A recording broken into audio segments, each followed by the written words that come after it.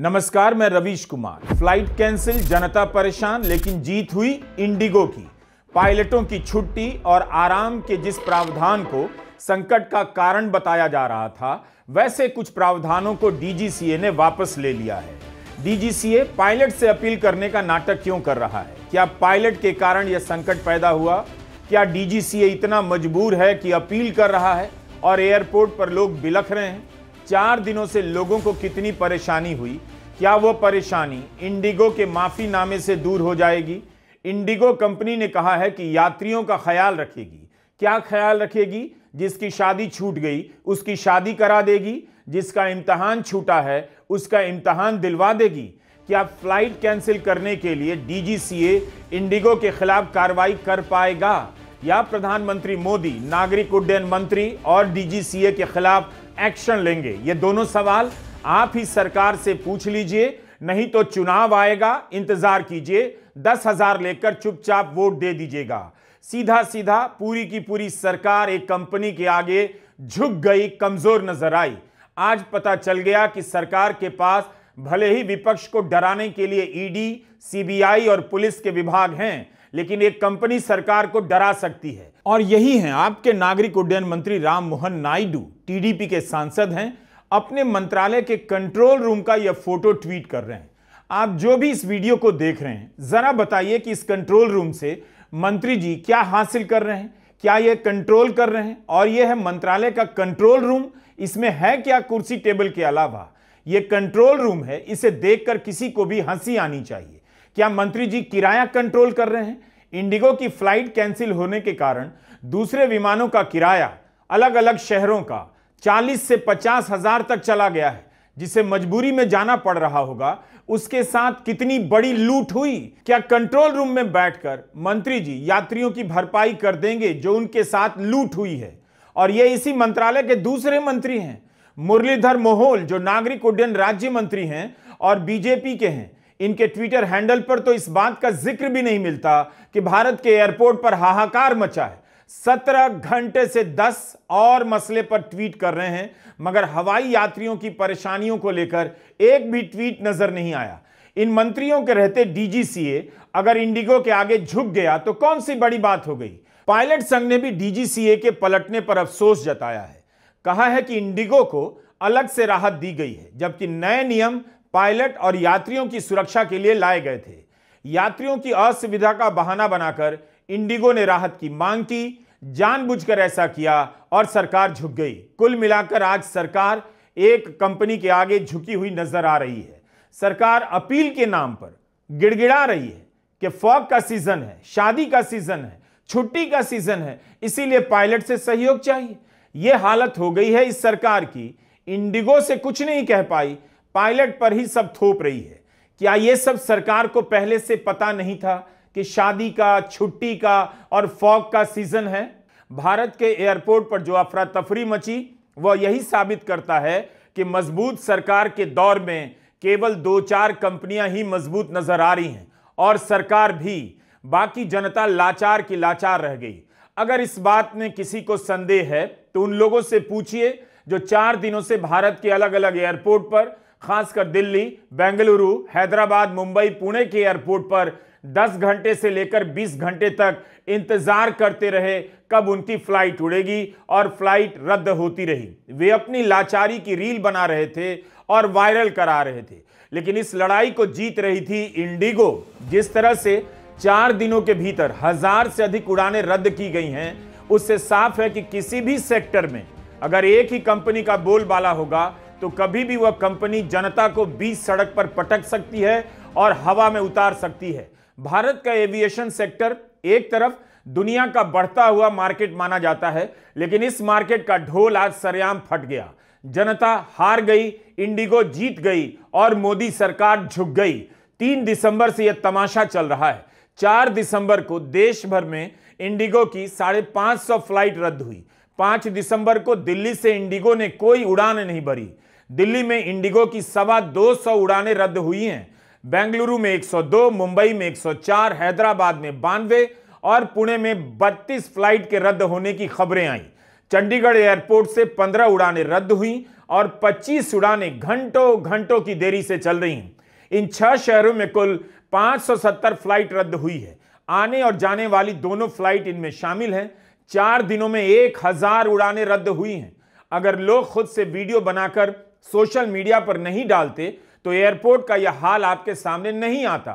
छठ के समय आपने देखा गरीब लोगों के लिए ट्रेनों की क्या हालत हो जाती है। आपको पता भी नहीं चलता कितनी ट्रेनें समय से चल रही हैं। जब भी ऐसा संकट आता है, मंत्री जी छवि चमकाने के लिए 2-4 स्टेशनों का दौरा कर लेते हैं, रील बन जाती है और सब वापस वैसे ही होने लग जाता है। अब आपने एयरपोर्ट पर जनता का हाल देख लिया। हवाई जहाज से चलने वाले लोग काफी सदमे में हैं। उनके साथ ऐसे कैसे हो गया? अब भी वह सरकार से सवाल नहीं कर रहे। उनकी नाराजगी के केंद्र में सरकार नहीं। इस संकट में लोगों की जो प्रतिक्रियाएं आ रही हैं उनका भी अध्ययन कीजिए। उससे भी पता चलेगा कि जनता अब जनता रही नहीं। लेकिन यह बात सही है कि लोग अपनी शादी में नहीं पहुंच पाए। जिनकी शादी हो गई अपने रिसेप्शन में नहीं पहुंच पाए। बताइए, दूल्हा दुल्हन अपने ही रिसेप्शन में नहीं पहुंच पाए, उन्हें ऑनलाइन शामिल होना पड़ा। उड़े देश का आम नागरिक यानी उड़ान योजना लॉन्च की गई, लेकिन सबको पता है आम नागरिक 10-10 हजार 20-20 हजार के टिकट लेकर हवाई जहाज में उड़ने के लिए मजबूर है। और अब उसके बाद भी यह हालत है। 4 दिन हो गए, किसी की जवाबदेही तय नहीं हुई। लोग कितने मासूम हैं, बार बार लिख रहे हैं किसी की जवाबदेही क्यों नहीं तय हो रही, कैसे हो जाएगी? क्या पहले किसी मामले में जवाबदेही तय होते हुए इन लोगों ने देखी है? SIR के दौरान कितने ही BLO की मौत हो गई, क्या किसी की जवाबदेही तय हो गई? बात बात में नेहरू की जिम्मेदारी बताने वाली सरकार क्या राम मोहन नायडू की जिम्मेदारी तय करेगी, जो भारत के नागरिक उड्डयन मंत्री हैं और बहुतों को उनका नाम भी नहीं मालूम और जिनसे 4 दिनों में भी हालात नहीं संभले? क्या आप कल्पना कर सकते हैं कि इस समय रूस के राष्ट्रपति भारत के दौरे पर हैं, दिल्ली में हैं, दुनिया की नजर है और इस देश के हवाई अड्डों पर लोग नारे लगा रहे हैं, चिल्ला रहे हैं, जमीन पर लेटे हैं, सूटकेस बिखरे पड़े हैं, लोगों की हालत खराब हो रही है, उड़ानें रद्द हो रही हैं। क्या आज भारत की बदनामी दुनिया में नहीं हो रही? क्यों केवल इंडिगो के साथ यह संकट हुआ? दूसरी कंपनियों की विमानें क्यों नहीं बंद हुई? आज ही दिल्ली के हवाई अड्डे से केवल इंडिगो की उड़ानें रद्द होने की खबरें आई हैं। लोग अचानक से याद करने लगे कि भारत में पहले तो दर्जनों हवाई कंपनियां हुआ करती थी, आज 1 या 2 या 3 क्यों हैं? कहां गई सारी कंपनियां? कहां गया वो कंपटीशन? लेकिन जब एयरपोर्ट एक ही कंपनी को बार बार दिया जा रहा है, यहां का भी, वहां का भी, जहां का भी, तहां का भी, तब लोग सोते रहे।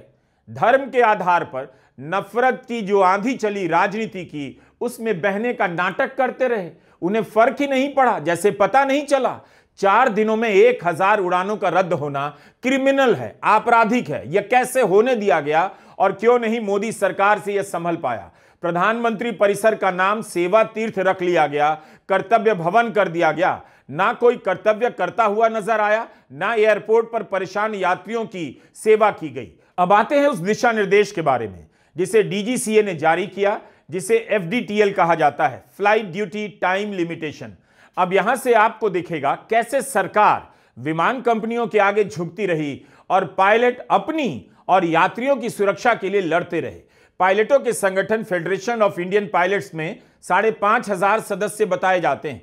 कई साल से इसकी मांग है कि उन पर काम का दबाव बढ़ रहा है, थकते जा रहे हैं। लगातार विमान उड़ाने का असर विमान की सुरक्षा पर पड़ रहा है। मेट्रो शहरों से बाहर विमानों के नेटवर्क के विस्तार का बोझ भी पायलट्स पर पड़ा है। लैंडिंग की संख्या बढ़ा दी गई है। मार्च 2024 में जागृति चंद्रा ने हिंदू की अपनी रिपोर्ट में पायलट से बातचीत कर बताया कि अक्सर लंबी अंतर्राष्ट्रीय फ्लाइट के आखिर में एक डोमेस्टिक फ्लाइट भी जोड़ दी जाती है, जिससे पायलट को आराम नहीं मिल पाता है। 12 घंटे के नोटिस पर सुबह 4 बजे की फ्लाइट के लिए बुला लिया जाता है। गल्फ और पूर्वी एशिया की छोटी उड़ानें देर रात में दी जाती हैं। इन सब का पायलट की सेहत पर सीधा असर पड़ता है। कम से कम 3 ऐसे मामले दिखे हैं जहां थकान के चलते पायलट की सेहत बिगड़ गई और मौत भी हुई। अगस्त 2023 में इंडिगो के पायलट मनोज बालासुब्रमण्यम ड्यूटी के लिए एयरपोर्ट आए और बोर्डिंग गेट पर ही बेहोश हो गए। जब तक अस्पताल पहुंचे उनकी मौत हो चुकी थी। तो यह संदर्भ है इन नियमों का। तो पायलट को आराम मिलेगा, आपकी सुरक्षा बेहतर होगी। आपको सरकार से पूछना चाहिए कि कहीं कंपनियों के दबाव में यात्रियों की सुरक्षा से समझौता तो नहीं किया जा रहा। वैसे पूछ लीजिए, जवाब मिलेगा नहीं। अब सवाल है, पायलट अपने लिए आराम चाहते थे, थका देने वाले रोस्टर से मुक्ति चाहते थे, लेकिन क्या कंपनियां ऐसा नहीं चाहती थी? वो अपना पैसा बचाने की सोच रही होंगी, क्योंकि नए रोस्टर के हिसाब से और अधिक पायलट और क्रू मेंबर की नियुक्ति करनी पड़ती। नए रोस्टर के हिसाब से पायलट के आराम करने का समय बढ़ाया गया। नाइट लैंडिंग की संख्या भी 6 से घटाकर 2 की गई। इसके लिए जरूरी था कि इंडिगो नए पायलट की भर्ती करे। क्या इंडिगो ने ऐसा किया?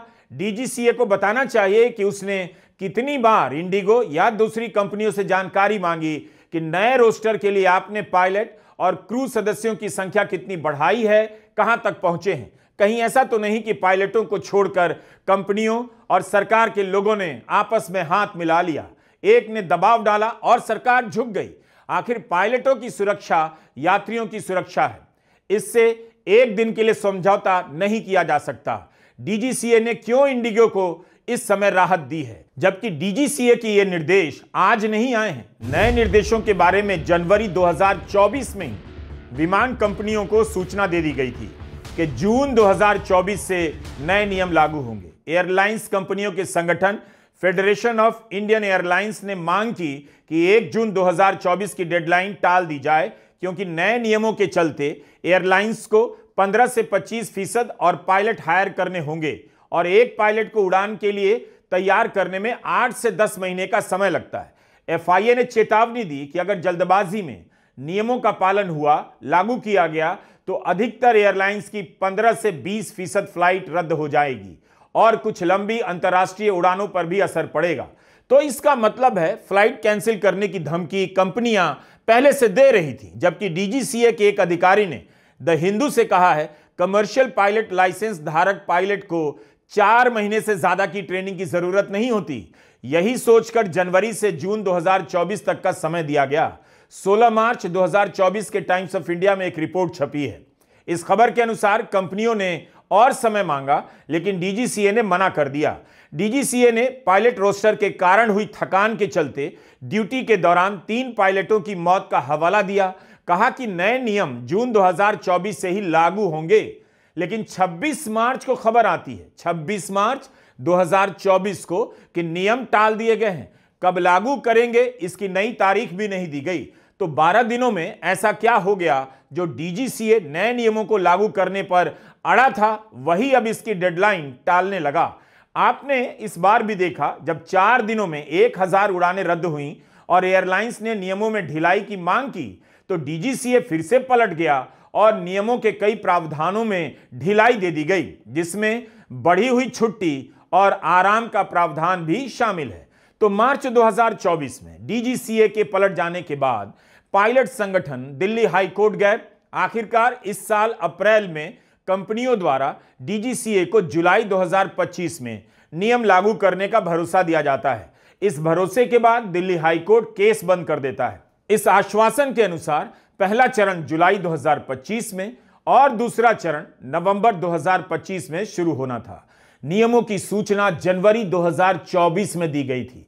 इसका मतलब है इंडिगो के पास पर्याप्त समय था नए रोस्टर के हिसाब से क्रू मेंबर और पायलट को नियुक्त करने का, यानी डीजीसीए के पास भी 2 साल का समय था देखने के लिए कि नए निर्देशों के अनुसार विमान कंपनियां क्या कर रही हैं। क्या पायलट और क्रू मेंबर की संख्या बढ़ा रही हैं या नहीं? क्या डीजीसीए ने इसे सुनिश्चित किया?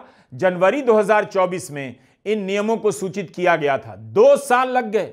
क्या इतने समय में 2 लाख करोड़ की कंपनी कुछ पायलट को ट्रेन नहीं कर सकती थी, नए पायलट हायर नहीं कर सकती थी? विमानन सेक्टर में इंडिगो का 60% का मार्केट शेयर बताया जाता है। क्या यह कंपनी 200-300 पायलट नहीं हायर कर सकी? इंडिगो के बारे में कहा जा रहा है कि बाकी एयरलाइंस पर दबाव नहीं पड़ने और इंडिगो पर इतना दबाव पड़ने का कारण है उसके ऑपरेशन का स्केल। इंडिगो बहुत बड़े स्तर पर उड़ानें चलाती है। रोजाना की 2000 से अधिक फ्लाइट है।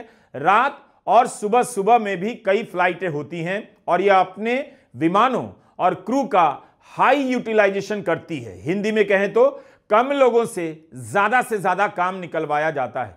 इसीलिए जैसे ही कर्मचारियों को उनके हिस्से का आराम मिलने लगा, इंडिगो का सारा काम बैठ गया। क्या यह संयोग था? इसलिए जो लोग इस संकट के बहाने कह रहे हैं कि भारत की सबसे बड़ी विमान कंपनी का यह रवैया बता रहा है वह ब्लैकमेल कर रही है और सरकार ब्लैकमेल हो रही है। वो हवा में यह सब बातें नहीं कह रहे, इसीलिए जवाबदेही की बात की जा रही है। लेकिन इस सरकार में जवाबदेही तय ही कहां होती है। इंडिगो की तरफ से जो माफी मांगी गई उसे पढ़कर लगता है एविएशन सेक्टर को आज ही बंद हो जाना चाहिए। इंडिगो ने अपने जवाब में जनता के सामने दर्जनों कारण गिना दिए हैं, लेकिन जो मूल कारण है उसका जिक्र बाद में किया गया है। उसके पहले बताया गया है अप्रत्याशित ऑपरेशनल चुनौतियों का सामना करना पड़ा है, जिसमें मामूली तकनीकी गड़बड़ियों के अलावा सर्दी के कारण शेड्यूल में होने वाले बदलाव, मौसमी परेशानियां, हवाई सिस्टम में ट्रैफिक शामिल है और आखिरी कारण के रूप में इंडिगो ने नए नियमों का जिक्र किया है। जो मेन है वही लास्ट में बताया जा रहा है। इंडिगो ने अपने कारणों में मौसम से लेकर मामूली तकनीकी खराबी तक को जोड़ दिया। जैसे इस देश में मौसम आज से पहले कभी बदला नहीं, कब इतना बदल गया कि 4 दिनों में 1000 उड़ानें रद्द हो गईं। इंडिगो का यह बयान भी इस देश में भीतर भीतर सड़ चुके सिस्टम का बड़ा कारण है, जिसमें मेन कारण को 100 कारणों में लपेट कर बताया जाता है ताकि कंपनी और सरकार दोनों जिम्मेदार ना लगे। इंडिगो ने माफी मांग ली, लेकिन क्या यह काफी है? पायलट ने आराम की मांग की क्योंकि यह उनकी और यात्रियों की सुरक्षा का मामला है, लेकिन वह पूरी बहस से अब गायब है। गोदी मीडिया पूछेगा नहीं अराजकता क्यों फैली। पायलट संगठन ने इंडिगो पर हायरिंग फ्रीज का आरोप लगा दिया है। कहा है दूसरी कंपनियों ने तैयारी की और लोगों को हायरिंग की, फिर इंडिगो ने क्यों नहीं की? क्या इंडिगो ने कार्टेल की तरफ बर्ताव किया? अमेरिका में 50 से अधिक एयरलाइन कंपनियां हैं, इनमें से 10 से अधिक ऐसी कंपनियां हैं जिनका बाजार मूल्य वैल्यूएशन $बिलियन से ज्यादा का है। मतलब 10 बड़ी कंपनियां हैं अमेरिका में, उनके बीच कंपटीशन होता है, यात्रियों को भी फायदा होता है सुविधाओं में, टिकटों के दाम में। लेकिन भारत में केवल 10 विमान कंपनियां हैं, उसमें से भी 60% हिस्सा इंडिगो के पास है। तो बड़ी कंपनियां इंडिगो और एयर इंडिया विस्तारा ही हैं। इंडिगो का हाल आपने देख लिया। एक तरफ हवाई अड्डे बनाए जा रहे हैं, बन ही रहे हैं, जहां चुनाव होता है बनाने की घोषणा हो जाती है। प्रधानमंत्री दावा करते हैं चप्पल वाले हवाई जहाज पर चलेंगे, और दूसरी तरफ इस सेक्टर में कंपटीशन गायब होता जा रहा है। एक ही 2 कंपनियों के हाथ में पूरा एविएशन सेक्टर क्यों है? इसे ही मोनोपोली कहते हैं। राहुल गांधी ने इसी प्रवृत्ति पर पिछले साल एक लेख लिखा इंडियन एक्सप्रेस में, जिसमें चेतावनी दी कि देश में कई कंपनियां नहीं हैं, अब केवल गिनती की ही कंपनियां हो गई हैं और उन्हीं के लिए नीति बनाई जा रही है, और वही बीजेपी को हजार करोड़ का चंदा देती है। यह देश और बिजनेस के लिए अच्छा नहीं है। मार्केट से कंपटीशन खत्म और राजनीति से अपोजिशन खत्म। मार्च 2024 की एक खबर है कि इंडिगो के प्रमोटर राहुल भाटिया ने अपनी निजी क्षमता में और अपनी कंपनियों की ओर से 4 राजनीतिक दलों को 56 करोड़ का चंदा दिया, जिसमें से 31 करोड़ बीजेपी को, राहुल भाटिया ने 16 करोड़ का चंदा टीएमसी को और कांग्रेस को 5 करोड़ और उसकी सहयोगी पार्टी एनसीपी को 3.8 करोड़ का ही चंदा दिया। तो चंदे में ही कितना बड़ा असंतुलन है। जिस देश में प्रधानमंत्री हर 3-4 महीने में एक नारा लाते हैं, उस देश में एक नारा चला कि हवाई चप्पल पहनने वाले लोग अब हवाई यात्रा कर सकेंगे। आज एयरपोर्ट्स पे जूते चप्पल चल रहे हैं, यात्री और एयरलाइंस के बीच में घमासान मचा हुआ है। यह स्थिति कैसे उत्पन्न हुई? मोनोपोलीज यानी कि एकाधिकार, या डुओपोलीज यानी कि 2 लोगों के हाथ में एक सेक्टर पूरा आपने दे दिया। इंडिगो और टाटा मिलकर इस देश के 92% एयर ट्रैफिक कंट्रोल करते हैं। वायुयान उनके पास है, सर्विस वो देते हैं। इसमें से 64% सिर्फ इंडिगो के पास है, 64% सिर्फ एक कंपनी के पास है। राहुल गांधी बार बार मोनोपोलीज और डिओपोलीज के खिलाफ इसीलिए बोलते आए हैं क्योंकि अंत में मोनोपोलीज और डिओपोलीज उपभोक्ता के हितों की रक्षा नहीं करती, वो अपने हितों की रक्षा करती है। वो सरकार को ब्लैकमेल कर सकती है, सरकार की नीतियां वो निर्धारित कर सकती है, और यही हर सेक्टर की हाल होता जा रहा है। आप देखिए पावर सेक्टर, आप देखिए टेलीकॉम सेक्टर, आप देखिए रिटेल सेक्टर, और एयरलाइंस की तो बात हम कर ही रहे हैं। तमाम सेक्टर्स 1 या 2 लोगों के हाथ में दे दिए। आज फ्राइडे है, बहुत से मेंबर्स जाना चाहेंगे, तो ये जुड़ा हुआ इस सदन से है, सदन के औचित्य से जुड़ा हुआ प्रश्न है। ये कोई ऐसा सवाल नहीं है। सीधी सी बात मेरी एक है कि फ्राइडे को बहुत से शेड्यूल लोगों ने ले रखे हैं। हमारे मेंबर्स जाएंगे, मंडे को लौटेंगे, संडे को लौटेंगे। इस समय एक फ्लाइट को पूरी तरीके से मोनोपोली कर देने की वजह से ये समस्या उठी है। मैं सिर्फ आपसे एक आग्रह करूंगा कि आप मिनिस्टर कंसर्न जो है, जिन्होंने जो रूल बनाए जिसकी वजह से ये कठिनाई हो रही है, अवगत करा दें सदन को कि समस्या का समाधान कब तक हो जाएगा। क्या सरकार कोई प्रयास कर रही? मैं कोई ऐसा प्रश्न उठा रहा हूं जिसमें कोई असुविधा हो किसी को, और ये सीधे सदन के सदस्यों से जुड़ा हुआ है जिनको आज जाना है। पत्रकार सुचिता दलाल ने कहा है कि सरकार क्यों इन कंपनियों से ब्लैकमेल हो रही है, क्योंकि सरकार का फोकस एयरपोर्ट बनाने में है। उसमें से भी कई एयरपोर्ट का इस्तेमाल अब बंद है। यह सब इसलिए किया जाता है ताकि इन्हें मंजूरी देने वाले नेताओं और बाबुओं को कथित रूप से कमीशन मिलता हो। जहां जरूरत नहीं वहां भी एयरपोर्ट क्यों बनाए जा रहे हैं और किसी की जवाबदेही क्यों नहीं तय होती? जब इन एयरपोर्ट पर उड़ानें नहीं होती, यात्री नहीं मिलते, तो सैकड़ों करोड़ रुपए आज की तारीख में क्यों फूके जा रहे हैं? आज की तारीख में उन पैसों से अच्छे स्कूल और सस्ते बढ़िया अस्पताल क्यों नहीं बन रहे? 2 दिसंबर को राज्यसभा में नागरिक उड्डयन राज्य मंत्री मुरलीधर मोहोल ने बताया कि उड़ान योजना के तहत बनाए गए एयरपोर्ट में से 15 ऐसे हैं जो अब ठप हैं। 116 करोड़ लगाकर शिमला एयरपोर्ट बना, वो बंद है, जबकि हिमाचल पर्यटकों का राज्य माना जाता है। लुधियाना औद्योगिक जिला है, वहां के एयरपोर्ट बंद है।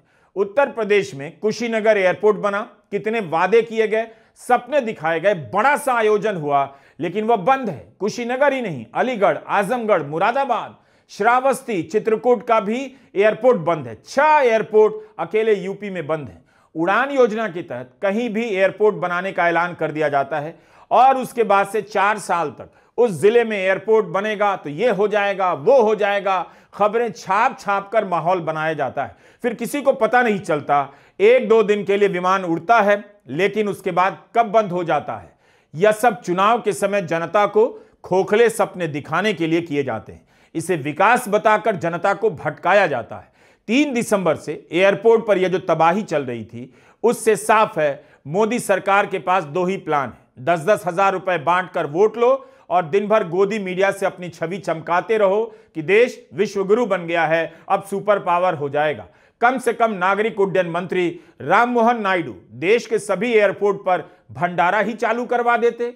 सरकार अपनी तरफ से इन यात्रियों को पानी और आलू पूड़ी कुछ तो दोने में डालकर दे देती। एयरपोर्ट बंद हर जगह होता है, इसलिए समाज सेवी संगठनों को मौका नहीं मिलता कि वे भीतर जाकर यात्रियों के लिए भंडारे का सेवा कर सकें। इसलिए मोदी सरकार को तत्काल सभी एयरपोर्ट पर आलू पूड़ी का इंतजाम करना चाहिए। भारत के एयरपोर्ट पर हाहाकार मचा है। यात्रियों को उनकी ताकत का भी एहसास हुआ होगा कि उन्हें भी अब कोई नहीं सुनने वाला है। यह एहसास जनता के लिए अच्छा है और सरकार के लिए भी। 4 दिनों तक हवाई क्लास की एयरपोर्ट पर हवाइयां उड़ती रहीं, किसी ने नोटिस तक नहीं लिया। यात्रियों की असुविधा के लिए इस सरकार में किसी को खेद नहीं। नमस्कार, मैं रवीश कुमार।